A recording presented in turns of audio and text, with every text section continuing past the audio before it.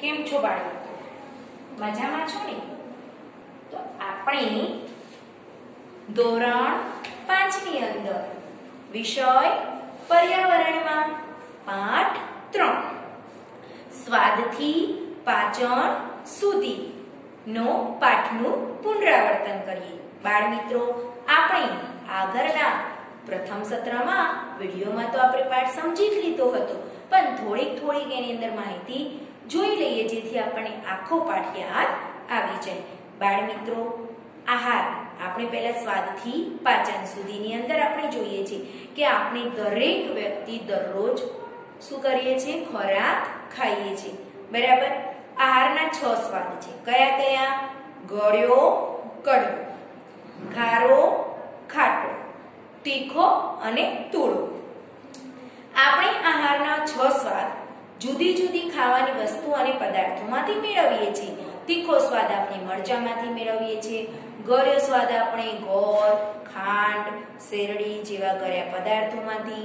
તીખો સ્વાદ આપણે મરચામાંથી. આમ જુદી જુદી વસ્તુઓમાંથી આપણે જુદો જુદો સ્વાદ મેળવીએ છીએ. ગળ્યો સ્વાદ આપણને શેરડી, ગોળ, સાકર, ખાંડ અને પાકા ફળમાંથી મળે છે. ખારો સ્વાદ આપણને શામાંથી મળે છે? મીઠામાંથી. ખાટો સ્વાદ આપણને લીંબુ, આમળા, ટામેટા, આમલી, કાચી કેરી, મોસંબી અને સંતરામાંથી મળે છે. બાળ મિત્રો, તીખો સ્વાદ આપણને શામાંથી મળે છે?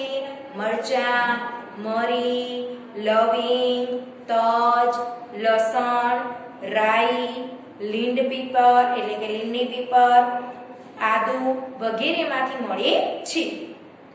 તુરો સ્વાદ બાળ મિત્રો આપણને શામાંથી મળે છે? તો હળદર, કઠોળ, કેરીની ગોટલી, સોપારી વગેરેમાંથી મળે છે. કડવો સ્વાદ બાળ મિત્રો આપણે શેમાંથી મેળવીએ છીએ? કારેલાનું શાક. કોઈને ભાવતું નથી, બરાબર ને બાળ મિત્રો? તમને નથી ભાવતું? હા, કોઈ હશે જેને કારેલાનું શાક ભાવતું હશે બાળકોમાંથી. તે તંદુરસ્ત કહેવાય. ભલે કારેલાનું શાક કડવું છે પણ આપણા શરીર માટે ખૂબ જ જરૂરી છે. તો કારેલાનો સ્વાદ કેવો હોય છે બાળ મિત્રો? કડવો. પછી મેથી, બરાબર? અને આપણે લીમડાનો પાન હોય છે એની અંદર પણ કેવો સ્વાદ હોય છે? કડવો. આપણે દરરોજ બધા જ પ્રકારના સ્વાદ ધરાવતા ખોરાક લેવા જોઈએ. જો આપણે એકલા જ ગળ્યા સ્વાદની વસ્તુ ખાઈએ તો બાળ મિત્રો ડાયાબિટીસ થાય. એકલી તીખા સ્વાદની વસ્તુ વધારે પડતી ખાઈએ તો આપણને એસિડિટી થાય છે. આમ દરેક સ્વાદના જુદો જુદો ખોરાક ખાવો જોઈએ. આથી આપણે ભોજન પ્રત્યેની રુચિ જળવાઈ રહે છે, એટલે આપણને ખોરાક ખાવા પ્રત્યેની રુચિ પણ રહે છે. આપણે આપણી જીભ દ્વારા આહારના જુદા જુદા સ્વાદ અનુભવીએ છીએ. જો બાળ મિત્રો, કઈ વસ્તુ કેવી બની છે, ગળી છે, તીખી છે, એ આપણે શેના આધારે ચાખીએ છીએ? તો આપણી જીભ ઉપર જુદી જુદી આપણી આ સ્વાદની એમ કે ગ્રંથિઓ આવેલી હોય છે, સ્વાદ ગ્રંથિઓ. એના દ્વારા આપણે સ્વાદ પારખી શકીએ છીએ. જીભનો આગળનો ભાગ હોય છે બાળ મિત્રો, ટેડવું હોય છે આપણી જીભ, ત્યાં ગળ્યો સ્વાદ હોય છે. પછી એની પાછળ જે કિનારી ઉપર હોય છે, બરાબર, એની તરફ કેવો હોય છે? ખારો. પછી એની પાછળનો ભાગ કેવો હોય છે? ખાટો. અને સૌથી છેલ્લે પાછળનો ભાગ કેવો હોય છે બાળ મિત્રો? તીખો હોય છે, બરાબર? તો આ બધા સ્વાદ હોય છે એ જીભના જુદા જુદા જે ભાગ હોય છે, જ્યાં ગ્રંથિકા હોય છે, ત્યાં આપણે સરળતાથી સ્વાદ પારખી શકીએ છીએ. આપણા શરીરમાં ખોરાકનું પાચન ક્યાંથી શરૂ થાય છે બાળ મિત્રો? મોંમાંથી. આપણે મોંમાં કોળિયો મૂકીએ છીએ અને દાંત દ્વારા ચવાય છે. આ મોંથી શરૂ થાય છે. આપણે ખોરાક મોંમાં મૂકીને દાંત વડે ચાવીએ છીએ. અહીં તેમાં લાળ રસ. જ્યારે બાળ મિત્રો આપણે ખોરાક ચાવીએ છીએ ત્યારે શું ભળે છે? એની અંદર લાળ રસ ભરે છે. જેથી આપણી લાળ રસ ખોરાકમાં ભરવાથી ખોરાક કેવો બને છે બાળ મિત્રો? પોચો બને છે. અને તે પોચો બનેલો ખોરાક અન્નનળી મારફતે, કોના મારફતે? અન્નનળી મારફતે. અહીંયા આપેલી હોય છે શ્વાસનળી, અન્નનળી બંને જોડે હોય છે. અન્નનળી મારફતે મોંમાંથી જઠરમાં જાય છે. જઠરમાં ખોરાક વલોવાય છે. જઠરમાં શું થાય બાળ મિત્રો? જેમ આપણે દહીં છાશ બનાવી દહીંમાંથી છાશ બનાવીએ એટલે વલોણું કેવું વલોવાય છે એ રીતે એની અંદર ખોરાક જઠરમાં વલોવાય છે. અહીં તેમાં પાચક રસ ભરે છે. જુઓ, જ્યારે પણ આપણો ખોરાક જઠર રસની અંદર વલોવાય છે ત્યારે એની અંદર શું ભરે છે બાળ મિત્રો?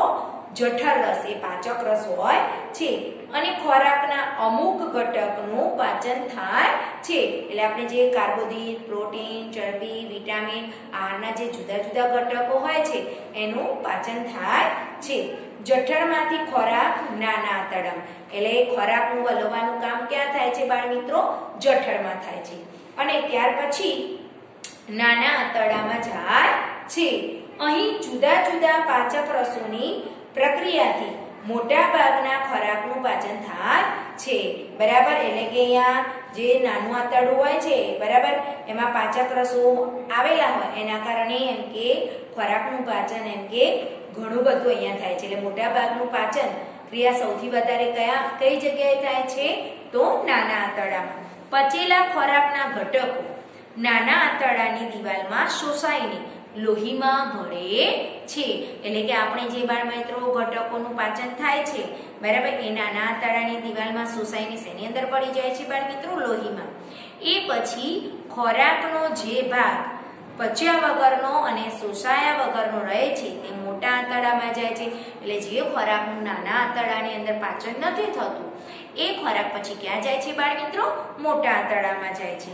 અહીં ખોરાકમાંથી પાણી શોષાઈ જાય છે અને નહીં પચેલો ખોરાક મળાશયમાં સંગ્રહ પામી છેવટે મળદ્વાર દ્વારા મળ રૂપે બહાર નીકળે છે. એટલે જુઓ બાળ મિત્રો, સૌથી વધારે ખોરાકનું પાચન ક્રિયા નાના આંતરડામાં થાય. પછી ન પચેલો ખોરાક ક્યાં આવે બાળ મિત્રો? મોટા આંતરડામાં. મોટા આંતરડામાં પણ શું થાય છે? પાણી એની અંદર શોષાઈ જાય છે. પછી જે શોષાયા વગરનો ખોરાક હોય બરાબર, એ ક્યાં જાય છે? તો ના પચેલો ખોરાક મળાશય દ્વારા બરાબર ક્યાં જાય છે? સંગ્રહ પામી અને મળ દ્વારા મળ રૂપે બહાર નીકળી જાય છે. ખોરાક શરીરને કાર્ય કરવાની શક્તિ આપે છે.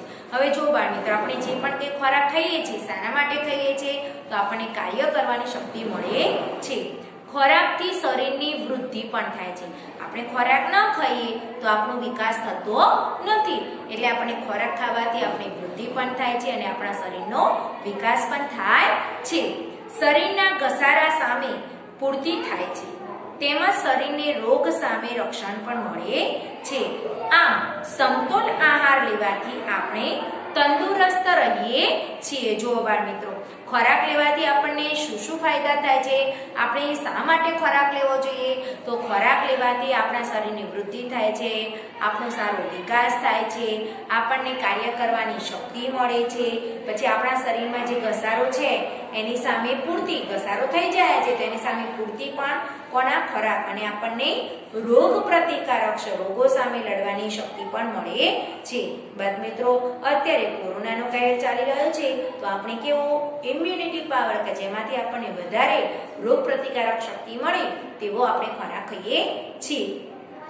ખોરાક જો પૂરતા પ્રમાણમાં ન લઈએ તો શરીરમાં નબળાઈ આવે છે અને આપણને અશક્તિ લાગે છે. જુઓ બાળ મિત્રો, આપણે પૂરતા પ્રમાણમાં જોઈએ એટલો ખોરાક ના લઈએ તો આપણા શરીરમાં અશક્તિ લાગે છે, કામ કરતા થાક અનુભવાય છે અને શરીરમાં સ્ફૂર્તિ રહેતી નથી.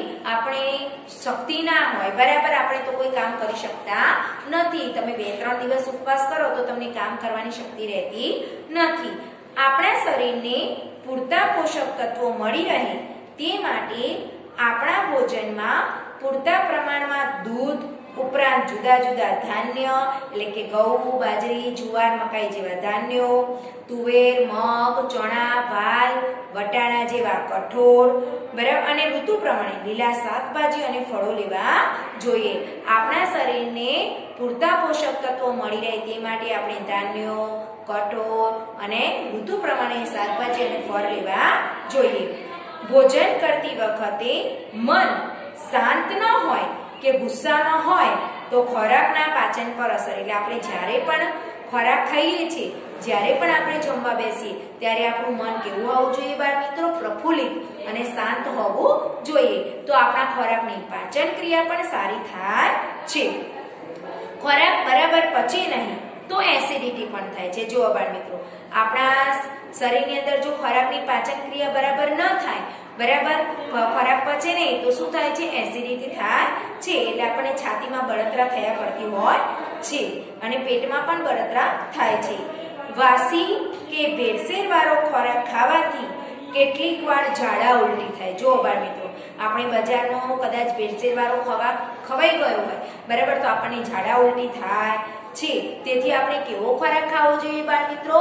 ગરમ અને તાજો ખોરાક ખાવો જોઈએ. વધુ પ્રમાણમાં ઝાડા અને ઉલટી થયા હોય ત્યારે મીઠા અને ખાંડનું પાણીમાં બનાવેલ દ્રાવણ લેવું જોઈએ. શું કહે છે કે જ્યારે આપણે ઝાડા ઉલટી થયા હોય ત્યારે આપણે કેવું ખોરાક ખાવો જોઈએ? કેવું? તો લીંબુ, બરાબર, અને મીઠું અને ખાંડ એ નાખેલું એમ કે પાણી લેવું જોઈએ. કેટલીક વાર ઝાડા પર અને ઉલટીને લીધે કે બીમારીને લીધે શરીરમાં નબળાઈ એટલે કે અશક્તિ આવી જાય છે, ત્યારે ડોક્ટર ગ્લુકોઝની બોટલ ચડાવવાની સલાહ આપે છે. એટલે કઈ બોટલ ચડાવે છે બાળ મિત્રો? ગ્લુકોઝની. કારણ કે આપણી અંદર ખાંડનું પ્રમાણ ખૂબ જ ઓછું થઈ ગયું, એટલે ગ્લુકોઝની બોટલ ચડાવે જેથી આપણને શક્તિ આવે છે. હવે બાળ મિત્રો, આપણે જોઈએ છીએ, બરાબર, કે તમે આ પ્રશ્નો જોયા, એની અંદર તમને સમજણ પડી ગઈ કે આ પાઠની અંદર આપણે ખોરાકની પાચન ક્રિયા જોઈએ છે, બરાબર, કે કેવી રીતે આપણી પાચન ક્રિયા સારી રીતે થાય, કેવો ખોરાક ખાવો જોઈએ, બરાબર ને?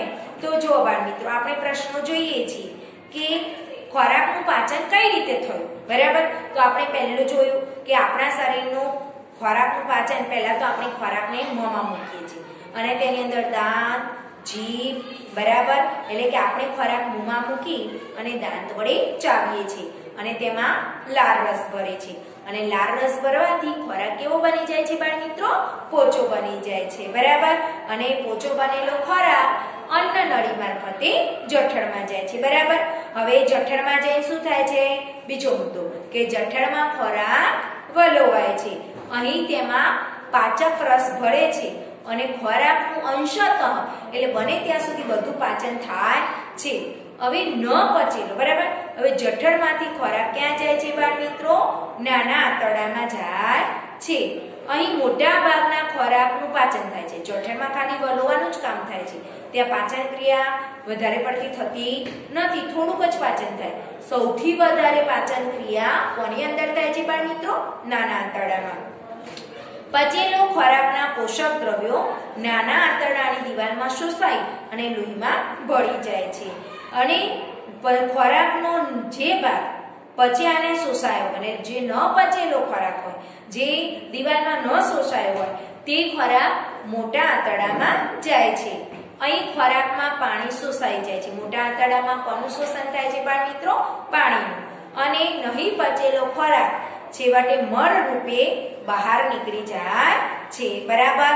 હવે બાળ મિત્રો, તમને એ પણ સમજણ પડી ગઈ હશે કે કયો સ્વાદ આપણને કઈ વસ્તુમાંથી મળે છે. મેં આગળ સમજાવ્યું. એટલે બાળ મિત્રો, પ્રશ્નો દરેક પૂછાશે કયા કે ગળ્યો સ્વાદ કઈ વસ્તુમાંથી મળે? કડવો, ખારો, ખાટો અને તીખો. દરેક વસ્તુ, દરેક સ્વાદના 5-5 નામ આપણને આવડવા જોઈએ. ખારો સ્વાદ ખાલી બાળ મિત્રો આપણને મીઠામાંથી મળે, બરાબર, એનું એક આવશે. ત્યાર પછી આપણે જોઈએ છીએ બાળ મિત્રો, ખોરાક સરળતાથી પચે તે માટે આપણે શું કરવું જોઈએ? આપણે ખોરાક જે ખાઈએ છીએ એ ફટાફટ અને સારી રીતે પાચન થાય એના માટે આપણે પહેલા તો ખોરાકને ચાવીને ખાવો જોઈએ. એટલે ખોરાક ખૂબ જ ચાવીને ખાવો જોઈએ. પછી હંમેશા કેવો ખોરાક ખાવાનો બાળ મિત્રો? તાજો, શુદ્ધ અને રાંધેલો ખોરાક ખાવો જોઈએ. ભૂખ લાગે ત્યારે જ ખાવું જોઈએ. પચવામાં ભારે હોય તેવા ખોરાકો ન લેવા. ઉદાહરણ તરીકે તળેલા ચરબીયુક્ત ખોરાક, મેંદાવાળી વસ્તુ, એનું પાચન ક્રિયા જલ્દી થતી નથી. ભૂખ લાગે તે માટે આપણે શારીરિક શ્રમ, મહેનત, આપણે કામ ન કરીએ, મહેનત ન કરીએ તો આપણે ભૂખ લાગતી નથી. એટલે શારીરિક શ્રમ, મહેનત જરૂરી છે. તેથી શરીરની જરૂરિયાત મુજબનો શ્રમ કરવો જોઈએ. એટલે આપણામાં જેટલી શક્તિની શરીરમાં તાકાત હોય એ પ્રમાણેની મહેનત કરવી જોઈએ. જમ્યા પછી આરામ ન કરતા થોડુંક ફરવું જોઈએ. જમીને તરત બેસી ન જવું કે સૂઈ ન જવું, પણ જમ્યા પછી થોડુંક તમારે ફરવું, જેથી આપણી પાચન ક્રિયા સરળતાથી થઈ શકે છે.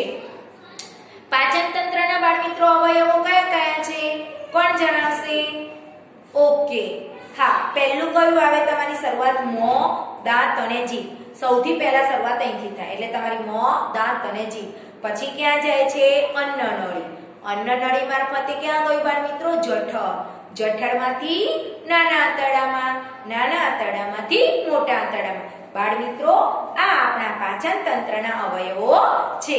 હવે પાચન અંગો કોને કહેવાય? બરાબર, અવયવો તો હતા, પણ પાચન અંગો કોને કહેવાય છે? વ્યાખ્યા છે તો ખોરાકને પચવવાનું કાર્ય કરતા અને તેના મદદ કરતા અંગોને પાચન અંગો કહે છે.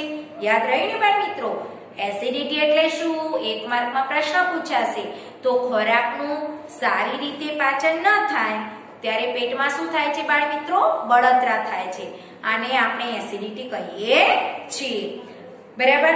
ત્યાર પછી આપણે જોઈએ છે બાળ મિત્રો કે પ્રશ્નોની અંદર તમારે પૂછાય છે, બરાબર, કે આપણે કેવી રીતે, બરાબર, કે આપણે ઘણી વખત આપણને શું થાય છે બાળ મિત્રો? શરદી થાય ત્યારે આપણે જમવાનો સ્વાદ બરાબર કેમ જાણી શકતા નથી? બરાબર, આપણે સ્વાદ જાણીએ, મસ્ત સુગંધ આવે છે તો આપણે નાક દ્વારા સુગંધ પારખીએ છીએ. તો શરદી થવાથી આપણું નાક બંધ થઈ જાય છે, બરાબર. અને સ્વાદની જાણકારી ભોજનની સુગંધ પડતી, આપણે સુગંધ ઉપરથી ખબર પડે, મસ્ત સુગંધ આવે છે એટલે સરસ વાનગી બની છે. એટલે કોઈ પણ ખોરાક આપણે સ્વાદ હોય છે એની સુગંધ દ્વારા આપણે જાણી શકીએ છીએ કે ભોજન કેવું બન્યું છે. એટલે નાક બંધ હોવાથી આપણે જમવાનો સ્વાદ બરાબર જાણી શકતા નથી. બરાબર બાળ મિત્રો? ત્યાર પછી આપણે એ પણ પ્રશ્ન પૂછાઈ શકે છે કે તમે 2 દિવસ સુધી ના ખાઈએ આપણે તો શું થાય? તમે 2 દિવસ ન ખાઓ તો તમને શું થાય? તો આપણા શરીરમાં નબળાઈ આવી જાય, આપણને અશક્તિ લાગે, કામ કરતા થાક અનુભવાય, શરીરમાં સ્ફૂર્તિ રહેતી નથી અને ભૂખ્યા પેટે આપણને માથું પણ દુખે છે અને બીમાર પડવાની શક્યતા પણ રહે છે. બરાબર ને બાળ મિત્રો? તો આમ અહીંયા આપણે પ્રશ્નો ઘણા બધા જોયા, બરાબર. હવે થોડા આપણે વિકલ્પો પણ બાળ મિત્રો જોઈ લઈએ. તો નીચેનામાંથી કઈ વસ્તુનું નામ સાંભળતા જ આપણા મોંમાં પાણી આવી જાય છે? તો જો બાળ મિત્રો, કારેલા, કેળા, આમલી કે કોટલી?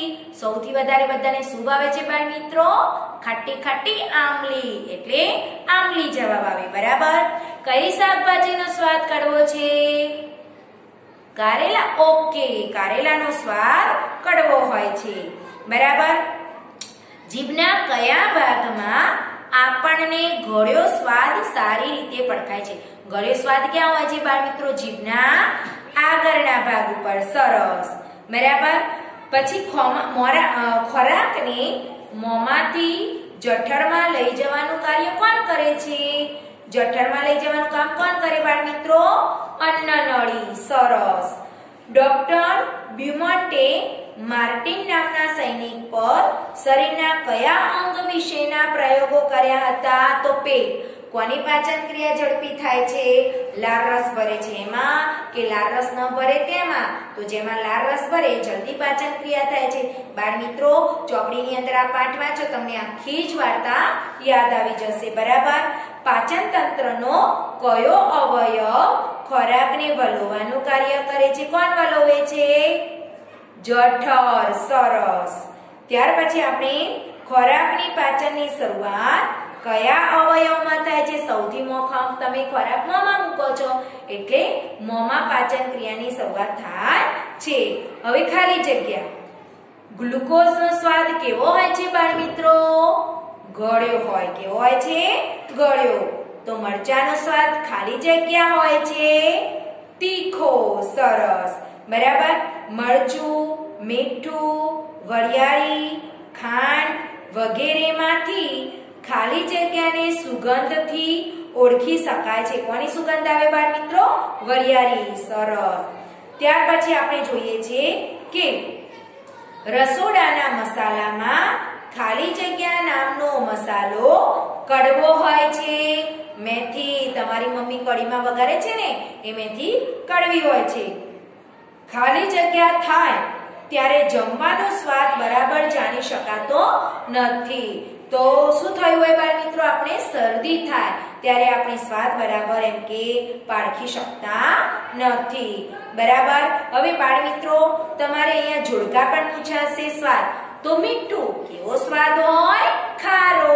ત્યાર પછી મરચું, તો એની સામે લખશો તીખો.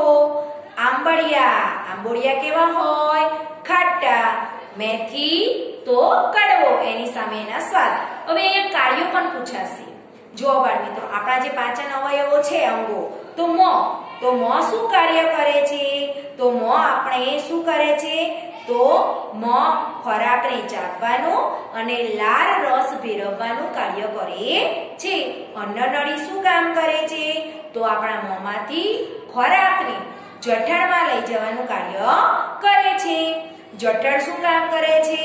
તો ખોરાકને વલોવાનું કાર્ય કરે છે. અને નાનું આંતરડું શું કામ કરે છે બાળ મિત્રો? તો મોટા ભાગના ખોરાકનું પાચન કરે છે. તો જો બાળ મિત્રો અહીંયા આપણે ખાલી જગ્યા, ખરા ખોટા, વિકલ્પો, જોડકા, કયું કાર્ય કોણ, પાચન ક્રિયા કેવી રીતે થાય, બરાબર, એ બધા જ પ્રશ્નો આપણે જોયા છે. તો તમારે વ્યવસ્થિત રીતે ધ્યાન રાખીને પહેલા પાઠ વાંચી લેવાનો અને પછી પ્રશ્નોનું તમારે શું કરવાનું? સોલ્યુશન કરવાનું, જેથી તમને બધી જ ખબર પડી જાય. તો બાળ મિત્રો અહીંયા આપણે આ પાઠ ત્રીજો સ્વાદથી પાચન સુધી આપણે પૂરો કર્યો. તમને કમ્પ્લીટ સમજણ પણ પડી ગઈ હશે. Thank you.